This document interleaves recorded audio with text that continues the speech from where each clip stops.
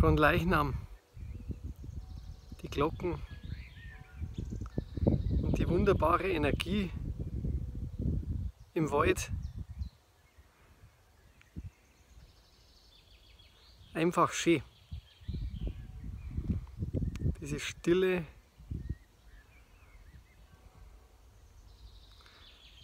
positive Gedanken.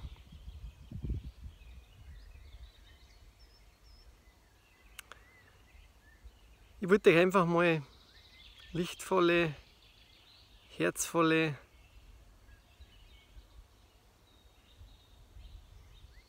besinnliche, friedenstiftende Worte schicken.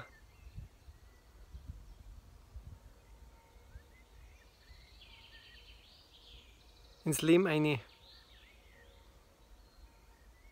in die wahre Welt, in die wahre Zeit. Es ist wirklich Zeit zum Aufwachen.